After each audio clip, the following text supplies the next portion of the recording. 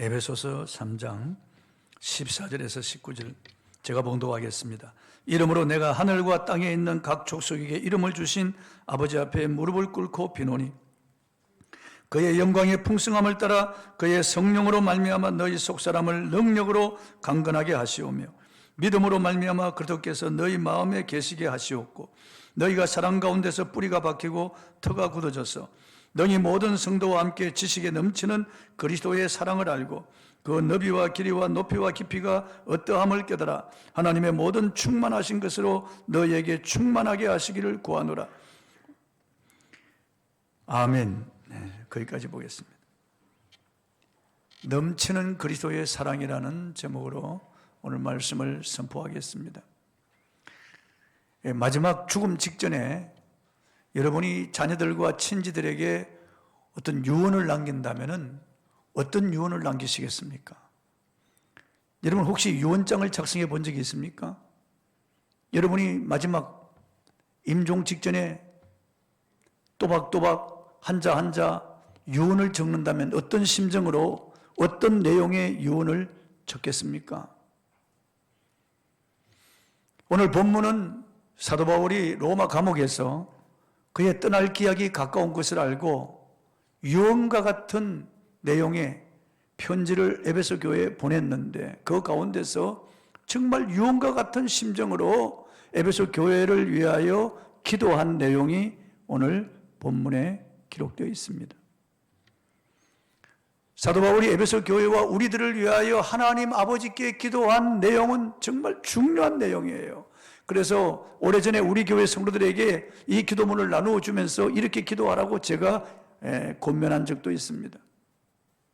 그래서 사도 바울의 기도한 이 내용이 무엇일까요? 첫째, 주님이 믿음으로 주님이 그들 마음 가운데 계시다고 하는 것을 알게 해달라고 기도했습니다.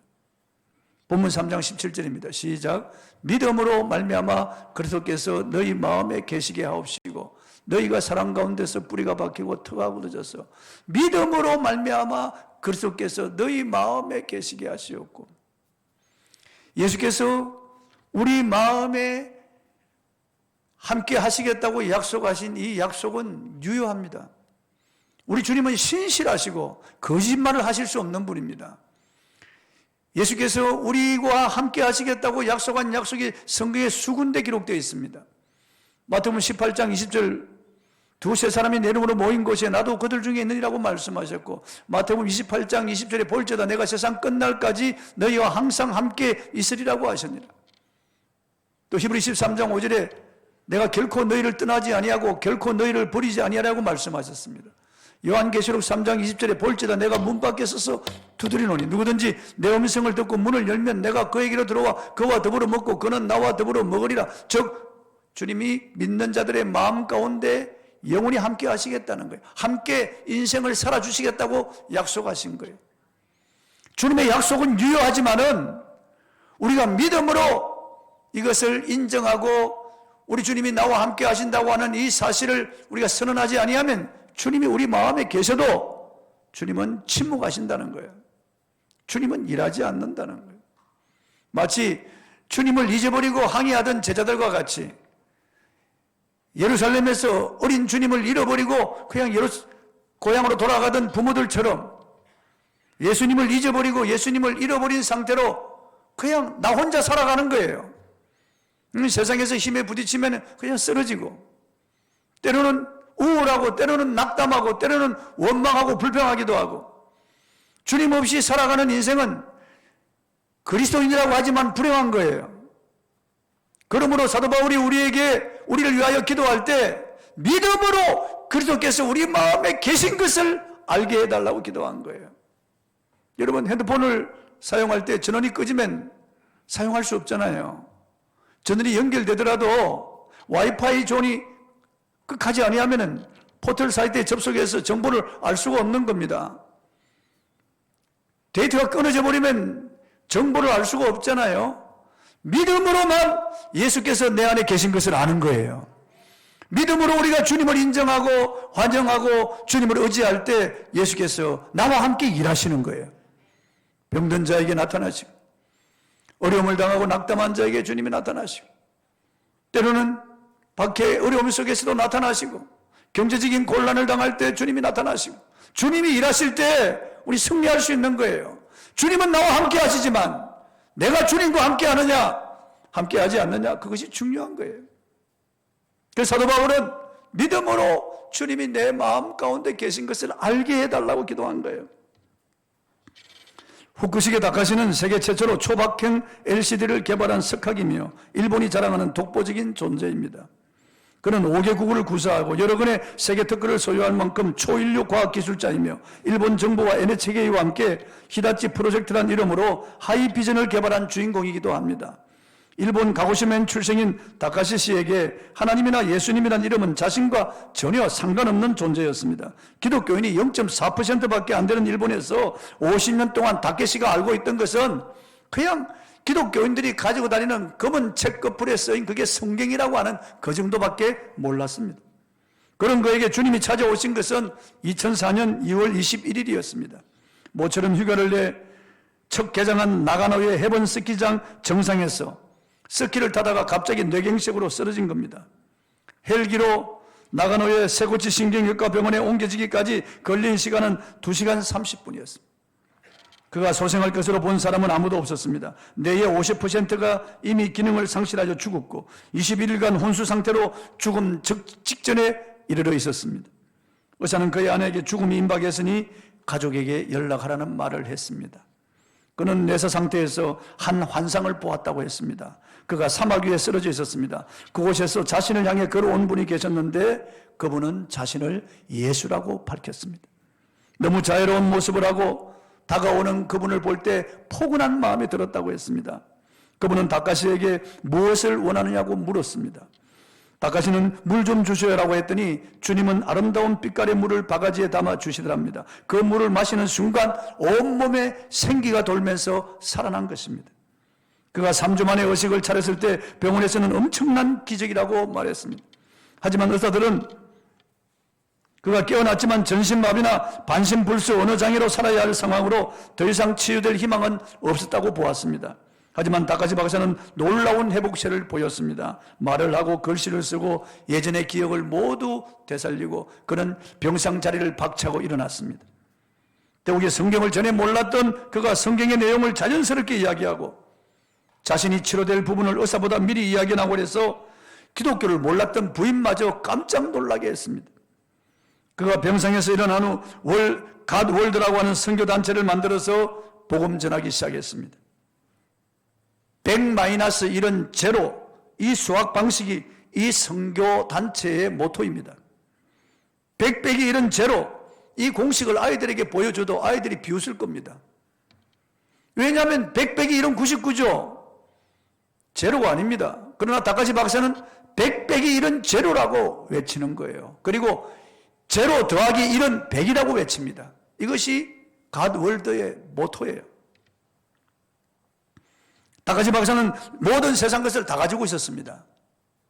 부와 명예와 지식과 그리고 높은 지위와 그리고 아름다운 아내와 자녀들, 이 세상의 모든 사람들이 추구하는 것을 그는 다 가지고 있었습니다. 그런데 하나가 빠졌습니다. 1이 빠졌다고. 그 1이 바로 예수님이라는 거예요. 그래서 100, 세상 모든 것이죠. 빼기 1, 예수님. 세상 모든 걸 다 가져도 예수님이 없으면 제로라는 거예요. 헛된 인생이라는 거예요.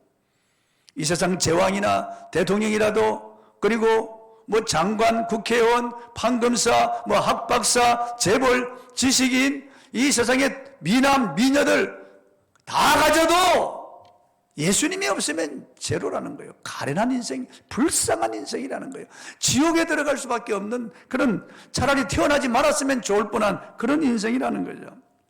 그러나 제로, 아무것도 없어요. 아무것도 없어요. 가난하고 병들고 그리고 외롭고 힘들고 환경이 고통스럽고 어렵고 정말 비참한 인생이라도 욥처럼, 그리고 아무것도 없는 이런 처절한 인생이라도 플러스 1, 예수님이 계시면은 100이라는 거죠. 우주 모든 것을 다 가진 것과 같다는 거죠. 예수님이 우주의 주인이시고 그분 안에 우주의 모든 것이 다 있으니까 아무것도 없어도 예수님만 있으면은 그 사람은 부유한 자라는 거죠. 그 사람 모든 것을 다 가진 자라는 거죠. 100 빼기 1은 제로, 제로 더하기 1은 100이라는 거죠. 그것이 갓월드의 모토가 된 것입니다. 그렇습니다.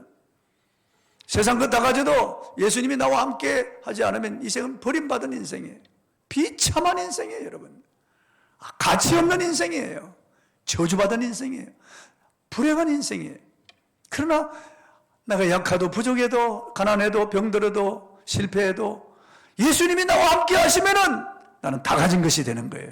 그래서 사도 바울은 믿음으로 말미암아 그리스도께서 우리 마음에 계신 것을 알게 해달라고 이렇게 기도한 거예요. 그리스도인 가운데서도 주님이 나와 함께하는 것을 지식으로만 알고 있을 뿐이지 삶 속에서 믿음으로 그리스도가 나와 함께한다는 이 사실을 확인하고 드러내는 사람이 너무 적어요. 오늘 산보에 오신 여러분, 그리스도께서 믿음으로 여러분 마음에 계신 것을 확신하시기 바랍니다.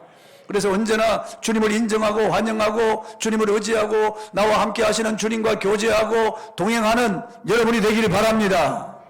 사도 바울은 에베소 교회와 우리들에게 믿음으로 말미암아 그리스도께서 우리 마음에 계신 것을 알게 해달라고 간구했던 것입니다.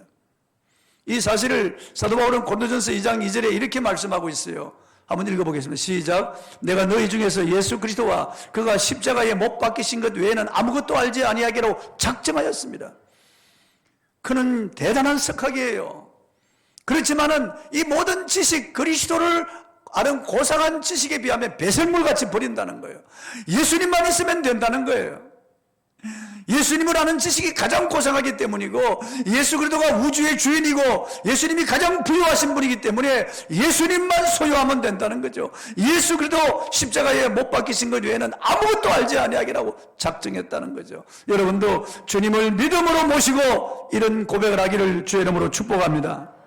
두 번째, 사도 바울은 에베소 교회와 우리들이 성령으로 그리스도의 사랑을 알기를 간구했습니다. 보면 17절 18절 시작. 믿음으로 말미암아 그리스도께서 너희 마음에 계시게 하시었고 너희가 사랑 가운데서 뿌리가 박히고 터가 굳어져서 너희 모든 성도와 함께 지식에 넘치는 그리스도의 사랑을 알고, 지식에 넘치는 그리스도의 사랑을 알기를 그가 간구했어요.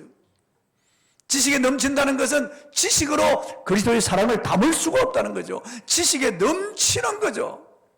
흘러 넘치는 그리스도의 사랑을 알게 해달라고 간구한 거죠.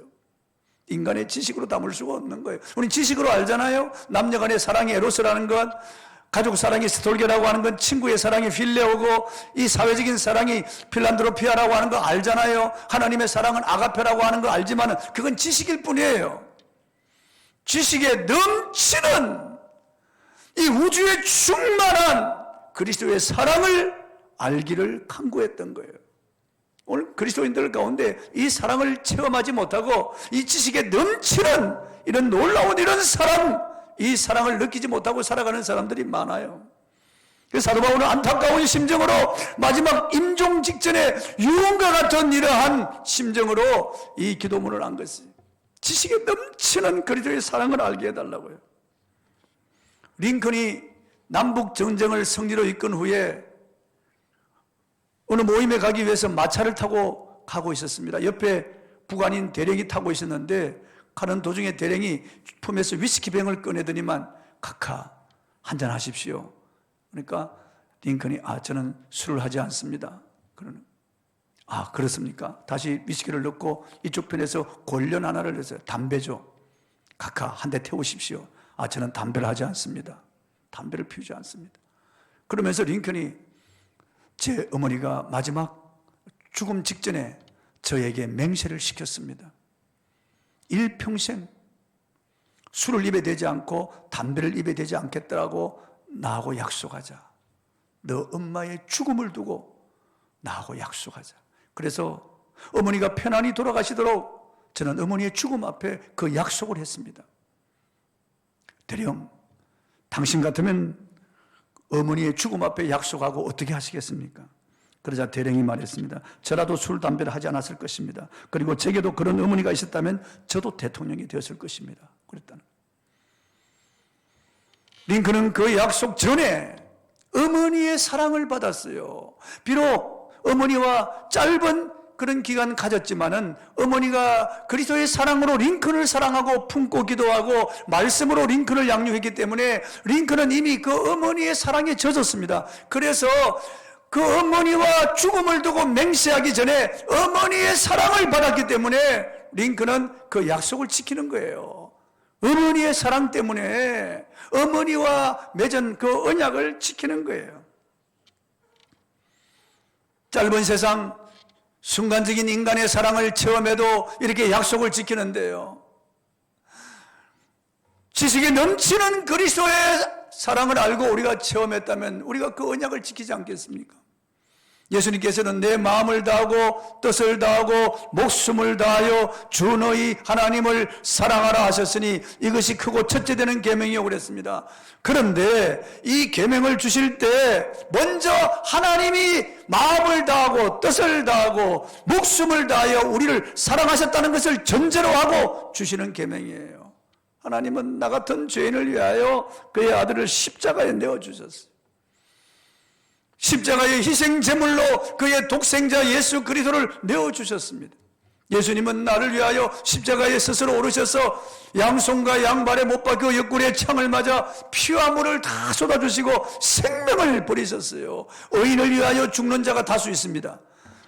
조국을 위하여 목숨을 바치는 애국자들이 다수 있습니다. 그러나 흉악한 죄인을 위하여 목숨을 버리는 사람이 누가 있겠어요? 그런데 하나님의 아들 존귀하신 분이 나 같은 추악한 죄인을 살리기 위하여 십자가에 그 몸과 생명을 다 버리셨어요. 마음과 뜻과 목숨을 다하여 주님이 나를 먼저 사랑하셨어요. 로마서 5장 8절에 그리스도께서 우리를 위하여 죽으심으로 우리에 대한 자기의 사랑을 확증하셨다고 했는데, 그 앞전에 내가 아직 죄인 되었을 때라고 말씀합니다. 내가 아직 죄인 되었을 때 그리스도께서 우리를 위하여 죽으심으로 하나님께서 우리에 대한 자기의 사랑을 확증하셨다고. 십자가는 하나님 나를 얼마나 사랑하시는가 그 사랑을 보여준 현장이고 하나님의 사랑이 이 땅에 나타난 현장이에요. 어마어마한 하나님의 사랑이 십자가를 통하여 나타났다. 그 십자가 사랑을 우리가 깨닫고 체험한 사람들은 우리 안에 십자가의 그 사랑이 불타오를 수밖에 없는 거예요. 그 사랑에 감동받고 그 사랑에 젖어 살 수밖에 없는 거예요. 십자가에 나타난 이 놀라운 하나님의 사랑, 구약과 신약은 물론 하나님의 사랑이지만은 그 결정적인 것이 십자가로 나타난 거예요. 그 우리가 어떻게 합니까? 성령으로만 아는 거예요. 지식에 넘치는 그리스도의 사랑이기 때문에 인간의 지식에 담을 수도 없고 우리가 어떻게 알 수 있는 방법은 오직 성령으로 알 수 있는 거예요. 본문 16절을 한번 읽어보겠습니다. 시작. 그의 영광의 풍성함을 따라 그의 성령으로 말미암아 너희 속사람을 능력으로 강건하게 하시오며. 성령으로만 알 수 있는 거예요. 우리 속사람이 이 놀라운 사랑을 깨닫고 체험할 수 있는 것은 오직 성령으로 말미암아 알 수 있는. 그래서 바울은 그 지식에 넘치는 그리스도의 사랑을 알도록 기도한 거예요. 세 번째, 그 그리스도의 사랑이 우리 안에 충만하기를 간구했습니다. 충만하기를. 그 너비와 길이와 높이와 깊이가 어떠함을 깨달아 그 사랑이 우리에게 충만하기를 간구했던 겁니다. 본문 19절을 읽어보겠습니다. 시작. 그 너비와 길이와 높이와 깊이가 어떠함을 깨달아 하나님의 모든 충만하신 것으로 너희에게 충만하게 하시기를 구하노라. 이 놀라운 사랑은 청량할 수 없는 사랑이에요. 그 너비가 얼마나 넓은지 우주보다 더 넓기 때문에 청량할 수 없는 게, 그 길이가 얼마나 긴지, 그 높이가 얼마나 높은지, 그 깊이가 얼마나 사랑의 깊이가 깊은지 그 청량이 안 되는 그런 사랑이에요. 그것을 우리에게 깨달아 알았어. 하나님의 모든 충만한 것으로 그 사랑을 받으면, 그 사랑을 체험하면 하나님의 이 충만한 사랑이 우리 안에 임하는 거예요. 그러면 우리의 삶에 놀라운 일이 일어나는 거예요. 그 사랑을 깨닫고 그 사랑을 체험하고 그 사랑의 너비와 길이와 높이와 깊이가 어떠함을 깨달아 알면 하나님의 그 사랑이 충만하게 우리 안에 임합니다. 그러면 우리 삶이 활기차게 되고 우리의 삶 속에 치유와 회복이 일어나고 하나님의 능력이 나타나기 시작하는 거죠. 오늘 얼마나 많은 사람들이 사랑에 굶주려 있는지 알 수 없어요. 많은 사람들이 이 사랑병에 걸려 있는 거예요. 고아원에서 고아들이 좋은 시설에서 좋은 음식을 주어도 애들이 시름시름 앓고 죽어가는 거예요. 머저라고 하는 병인데, 그래서 의사들이 연구해 본 결과 사랑을 먹지 못해서 그렇다는 거 알았어요. 품에 간호사가 안아주고, 그리고 보호사들이 그 아이를 안아주고 쓰다듬고, 그리고 사랑한다고 말해주고, 이 아이들이 살아나는 거예요. 사랑은 얼마나 놀라운 능력이 있는지 알 수 없어요. 그런데 우리가 그리스도의 사랑을 체험하고 이 사랑이 우리에게 부원받으면 얼마나 놀라운 일이 일어나겠어요. 낙심한 자들이 힘을 얻을 수 있습니다. 외로운 자들이 외로움을 떨쳐 일어날 수 있습니다. 세상에서 압박과 시련을 받고 낙담한 자들이 다시 용기를 얻고 일어날 수 있습니다. 아무것도 줄 수 없는 사람이 주는 자가 될 수 있습니다. 그리스도의 사랑이 우리에게 임하면은요, 그 사랑을 알면은 세상이 이고 승리할 수 있는 거예요. 그 사랑이 우리 안에 있으면 임하면은 놀라운 일이 일어나는 거예요. 로마서 8장 36절을 읽어보겠습니다. 시작. 누가 우리를 그리스도의 사랑에서 끊으리요? 환난이나 공고나 박해나 기근이나 적신이나 위험이나 칼이라. 그 세상 어느 것도 그리스도의 사랑에서 우리를 끊을 수 없다는 거예요. 단언하는 거예요. 여러분, 이 추운 겨울에 이제 좀 있으면 영하 15도, 20도도 될 거예요. 아주 올겨울이 춥다는 거예요. 그렇게 바깥에는 영하 15도, 눈발이 내리고 모든 것은 땅땅 얼어붙지만은, 그 추워서 바깥에 나갈 수가 없지만은, 우리가 방 안에 집 안에서는 잠옷바람으로 다닐 수 있고, 식탁에서 가족들과 함께 음식을 먹을 수 있고, 따뜻한 잠자리에 들 수 있는 것은 보일러에 불이 이글이글 타오르고 있기 때문에 그렇습니다. 보일러에 불이 꺼지면은 우리는 집에서 뛰쳐나와야 돼요. 있을 수가 없는 거예요. 그래서 잘 수가 없어요. 우리 안에 그리스도의 사랑의 불이 타오르면은 세상에 아무리 시련과 환난이 심해도, 이 세상에서 이런 어려운 일들이 많이 일어나도 우리가 넉넉히 이길 수 있는 거예요. 그리스도의 사랑이 우리 안에 불타고 있다면요, 배가 바다를 항해하는데 폭풍우 속에서 파도가 덮쳐올 때 그 배가 파도를 뚫고 파도를 쩍쩍 가르면서 목적지를 향하여 갈 수 있는 것은 배 기관실의 보일러에 불이 타고 있기 때문에 그 불의 힘으로 배가 파도를 가르며 가는 거예요. 불이 꺼지면은 배는 그냥 침몰해 버리죠. 저와 여러분 심령 가운데 그리스도의 이 놀라운 사랑을 깨닫고 우리가 체험하고 성령으로 이 사랑이 부원받아서 이 사랑의 불이 우리 안에 타오르면은 세상을 이길 수 있는 거예요. 우리가 넉넉히 이길 수 있는 거예요. 이제 사도 바울은 이 그리스도의 사랑이 충만해서 이 사랑으로 우리가 형제 자매를 사랑하기를 간절히 원했습니다. 에베소서 5장 2절을 읽어보겠습니다. 시작. 그리스도께서 너희를 사랑하신 것 같이 너희도 사랑 가운데서 행하라. 그는 우리를 위하여 자신을 버리사 향기로운 제물과 희생 제물로 하나님께 드리셨느니라. 이 사랑이 충만한 사람은요, 그리스도께서 우리를 위하여 희생한 것처럼 형제 자매를 위하여 손해보고 희생한다는 거예요. 이 사랑을 주는 사람이 된다는 거예요. 오늘 교회 안에 사랑이 있는가 왔다가 실망하는 사람들이 얼마나 많습니까, 여러분? 끼리끼리 노는 거예요. 다 끼리끼리.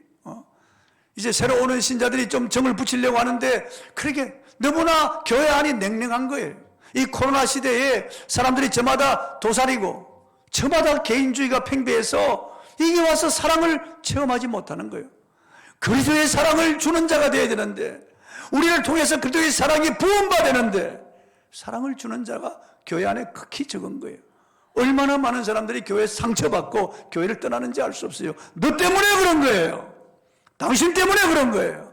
그리스도의 사랑, 이 사랑이 없는 당신 때문에 사람들이 상처를 받고 교회를 떠나는 사람들도 있는 거예요. 예수님께서 우리를 위하여 마지막 기도하실 때 요한복음 17장에서 이 아버지의 사랑, 그리스도의 사랑이 우리 안에 충만하게 임하기를 그가 소원하며 기도했어요. 그리고 요한복음 13장에 보면은 마지막 우리에게 주시는 명령, 계명이 있는데, 내가 새 계명을 너에게 주노라. 내가 너희를 사랑한 것 같이 너희도 서로 사랑하게 하려 함이라. 이것이 주님이 주신 유일 계명이에요. 새 계명이에요. 사랑하라는 거예요. 펜실베니아 대학 심리학 교수인 길슨 교수가 상자에 구멍을 내고 사람들에게 이 구멍을 통해서 안에 무엇이 있는가 살펴보는 실험을 하게 했습니다. 그 상자 안에는 두 사진이 걸려 있었어요. 하나는 매우 불행한 그런 모습을 한, 슬픈 얼굴을 한 사진이고, 또 하나는 기쁘고 밝은 얼굴 사진이었습니다. 이것을 동시에 두 구멍을 통해서 본 사람들의 의견이 달랐습니다. 어떤 이는 슬픈 얼굴이 있다고 그렇게 말했고, 어떤 이는 아주 밝고 기쁜 얼굴을 보았다고 말하는 사람들이 있었습니다. 이 연구를 통해서 길성 교수는 사람의 시각의 차이는 바로 그 사람의 마음, 즉 관심의 차이라고 하는 사실을 발견했습니다. 마음에 무엇을 품고 있느냐에 따라서 어느 쪽 그림이 눈에 들어오는지가 결정된다는 거예요. 사랑이 있는 사람은, 그리스도의 사랑이 우리 안에 있다면은 형제 자매를 볼 때 그리스도의 사랑으로 보는 거예요. 나를 비난하고 비판하는 사람도, 싸늘하고 냉정한 사람도, 그리고 사람들에게 가까이 하지 않는 이런 사람에게도 다가갈 수 있는 것은 그리스도의 사랑이 있기 때문에, 모든 사람을 사랑의 안경을 끼고 보기 때문에 사랑으로 보이는 거예요. 그러나 이 마음속에 미움과 시기, 질투 있는 이런 사람들, 그리스도의 사랑이 없는 냉랭하고 차가운 사람들은 사람을 볼 때다 그렇게 보는 거예요. 쟤까지 이게 뭐라고 이렇게 생각하는 거예요. 나도 필요한 것이 많은데 내가 누구에게 주냔 말이에요. 그렇게 생각하는 거예요. 하나님의 사랑이 우리 안에 있다면은 사람을 볼 때 그리스도의 사랑으로 보기 때문에 모두 측은히 여기고 긍휼히 여기는 거예요. 모두 피곤에 젖어 있고, 모두 살아가면 시루에 잠겨 있고, 힘에 지쳐 있고, 낙담한 사람들이 많잖아요. 교회 와서 위로받기를 원하는데, 교회 와서 좀 사랑받기를 원하는데, 교회 와서 보니까 사랑이 없고, 사람들이 너무나 이기적이고, 너무나 집단적이고, 너무나 이렇게 끼리끼리 이렇게 노는 것을 볼 때 실망하는 거죠. 실망하는 거죠. 오래된 사람들 가운데 이런 실망감을 가지고 있는 사람들도 있습니다. 너무 안타까운 일이 아닐 수가 없는 거예요.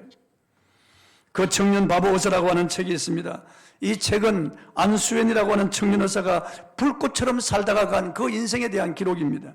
안수연은 의과대학을 졸업하고 내과 전문의로 일하다가 2006년 군의관으로 지원하여 복무하던 중에 유행성 출혈율에 감염되어서 주님과 같은 나이 33살의 나이로 하나님의 부르심을 입었습니다. 영락교에서 이 젊은 의사의 장례식이 열렸을 때 4,000명 이상의 사람들이 몰려와 그의 죽음을 애도하며 그가 살았을 때 보여주었던 사랑을 정언한 것을 모아서 나온 책이 그 청년 바보 의사입니다. 자기 것을 챙길 줄 모르고 외롭고 소외된 사람들에게 가진 것을 다 나누어 줬던 그를 사람들은 바보 의사라고 불렀던 겁니다. 돈이 없어서 검사를 받지 못하는 조선족 할아버지의 병원비를 대신 내주고, 치료하던 환자가 숨지면 장례식에 찾아 가족들을 붙잡고 같이 울어주고 위로해 주었습니다. 환자들의 병실을 방마다 방문하여 기도해주고, 시리에 빠진 환자들의 말동무가 되어주고, 죽음을 앞둔 환자들에게 천국 복음을 전하여 주의 사랑을 전한 바보였습니다.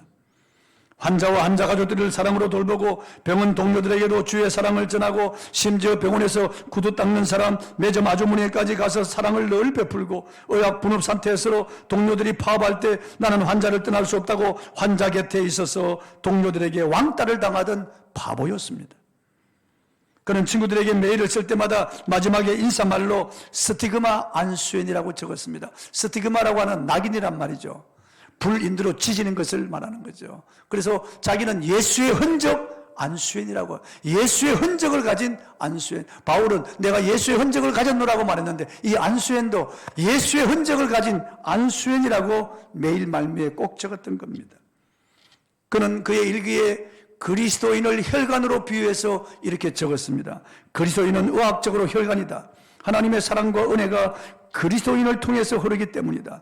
혈관인 그리스도인이 더 많이 나누고 베풀수록 더 많은 사랑과 생명의 피가 흐르게 된다고 그랬어요. 고려대학교 의과대학 김신곤 교수는 이렇게 말했습니다. 인간의 눈으로 보자면 안수연 형제의 인생은 그리 내세울 만한 것이 아닙니다. 그러나 하나님의 시선으로 보면 달라집니다. 사망의 권세를 넘어 부활하여 오늘 우리와 함께 하신 예수 그리스도의 흔적을 사도 바울이 가졌다고 했던 것처럼, 안수연 형제는 우리 마음속에 영원히 잊히지 않을 예수 그리스도의 부활의 흔적이 되었기 때문입니다. 그렇게 평했습니다. 바울 사도는 에베소 교회 성도들과 우리를 향하여 마지막 유언과 같은 간절한 기도를 드렸는데, 그 기도의 내용이 이렇습니다. 믿음으로 말미암아 그리스도께서 우리 마음에 계시게 하여 달라고, 우리 마음에 계신 것을 알게 해달라고 기도했어요. 두 번째, 지식에 넘치는 그리스도의 사랑을 알게 해달라고 기도했습니다. 세 번째, 그 너비와 길이와 높이와 깊이가 어떠함을 깨달아 그리스도의 사랑으로 충만하게 하시기를 기도했습니다. 그리고 그 사랑으로 교회에서 형제 자매들 사랑하기를 원했어요. 소외받는 자들, 힘든 자들, 고통 가운데 있는 자들, 가난한 자들, 병든 자들, 그리고 새로운 신자들을 섬기기를 원하는 거예요. 거리두기 하고 있는 이런 시대에도 가까이 하여 섬기기를 원하는 거죠. 많은 사람들이 지금 힘들어하고 있습니다. 많은 사람들이 고통 중에 있습니다. 많은 사람들이 외로워 몸을 떨고 있습니다. 마음이 추운 사람들이 얼마나 많은지 알 수 없습니다. 당신이 그리스도의 이 사랑을 알고 이 사랑을 체험하고 이 사랑에 붙잡혀서 이 사랑으로 세상을 이기고 이 사랑으로 나누는 자가 되기를 주의 이름으로 축원합니다. 찬송하겠습니다. 그 사랑 얼마나